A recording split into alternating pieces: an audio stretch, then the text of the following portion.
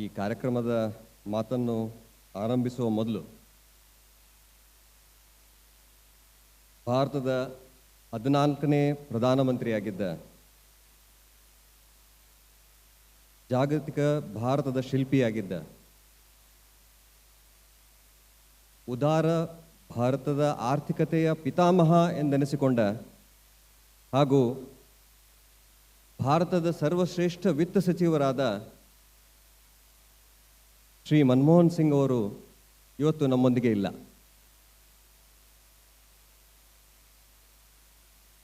ಬಹಳ ದಿನಗಳಿಂದ ಅವರು ಅನಾರೋಗ್ಯದಿಂದ ಬಳಲ್ತಾ ಇದ್ರು. ಈ ಹಿಂದಿನ ರಾತ್ರಿ ಭಾರತದ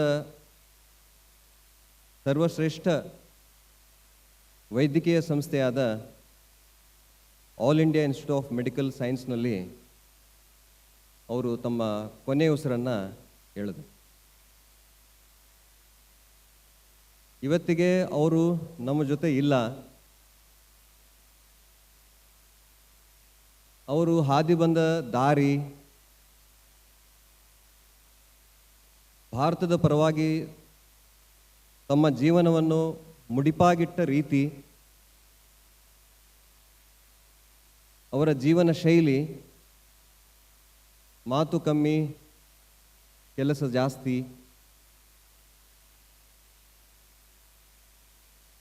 ತಮ್ಮ ಪ್ರತಿರೋಧಿಗಳಿಗೆ ತಮ್ಮ ಮೌನದ ಮುಖಾಂತರವೇ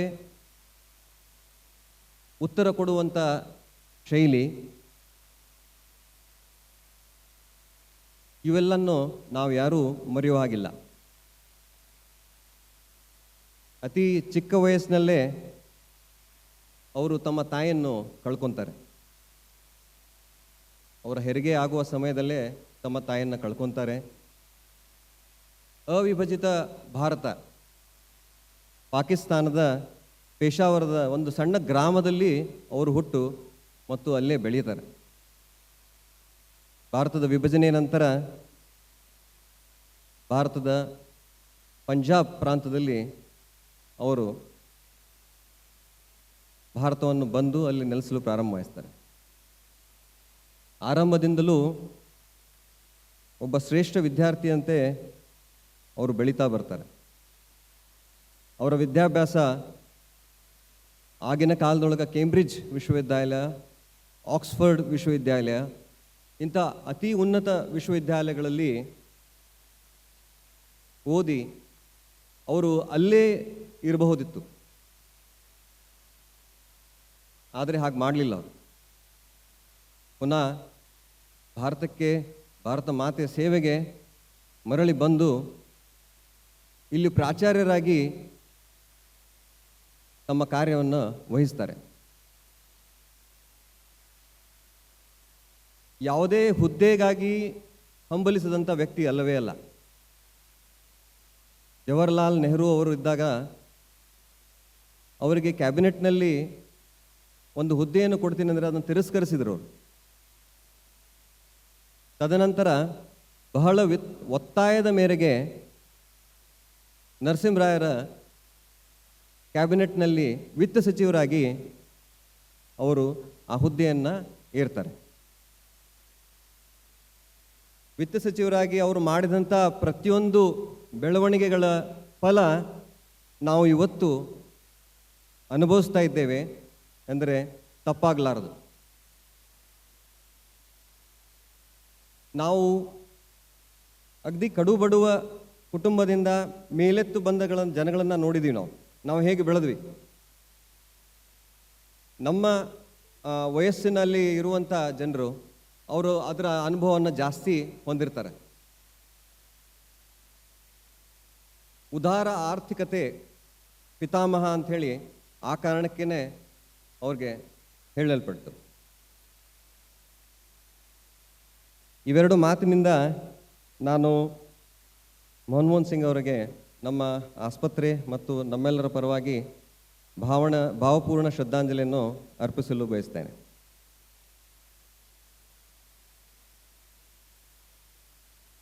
ಈ ಕಾರ್ಯಕ್ರಮ ಇಂದಿನ ದಿನ ಇರೋದು ಬಹಳ ಈ ಮ್ಯಾನೇಜ್ಮೆಂಟ್ಗೆ ಬಹಳ ಕಷ್ಟ ತಂದುಕೊಟ್ಟಿದೆ. ಯಾಕಂದರೆ ಈಗಿನ ದಿನಮಾನಗಳಲ್ಲಿ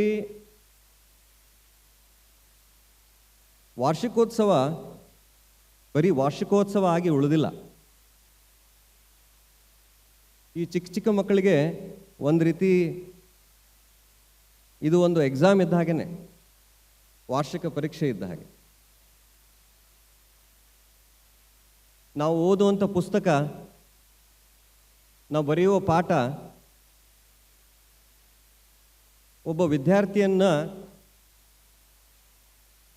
ವಿದ್ಯಾರ್ಥಿಯನ್ನಾಗಿ ಮಾಡಿದರೆ, ಈ ರೀತಿ ಇರುವಂಥ ಸಾಂಸ್ಕೃತಿಕ ಚಟುವಟಿಕೆಗಳು ಅವರಲ್ಲಿರುವ ನಾಯಕತ್ವವನ್ನು ಹೊರಹೊಮ್ಮಿಸುವಲ್ಲಿ ಬಹಳ ಅನುಕೂಲವನ್ನು ಮಾಡ್ತವೆ ಅಂತ ಹೇಳ್ತೀನಿ ನಾನು.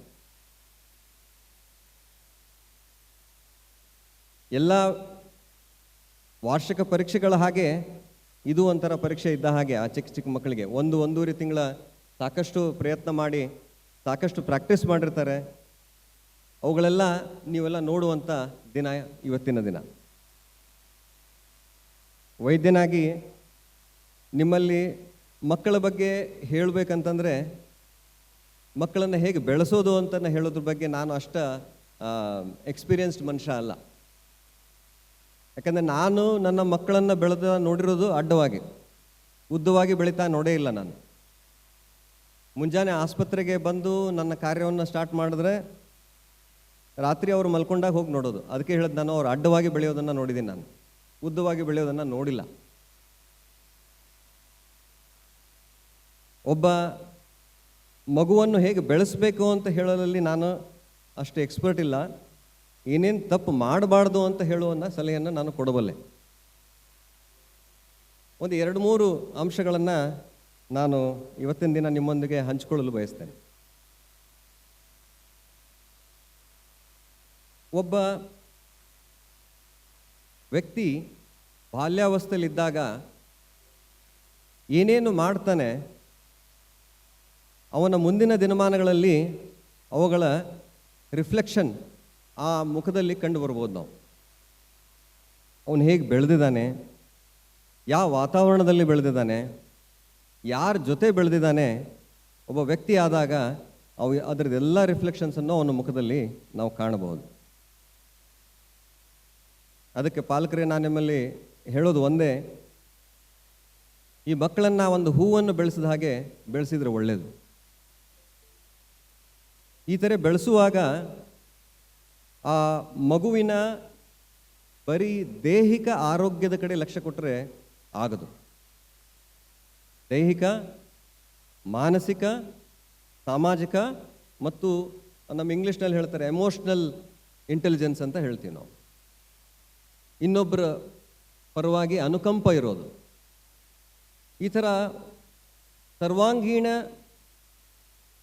ಬೆಳವಣಿಗೆ ಆದ್ರೇ ಮುಂದೆ ಬೆಳೆದಾಗ ಆ ಸಣ್ಣ ಗಿಡ ಒಂದು ದೊಡ್ಡ ಹೆಮ್ಮರವಾಗಿ ಬೇರೆಯವರಿಗೆಲ್ಲ ನೆರಳನ್ನು ಕೊಡಬಹುದು.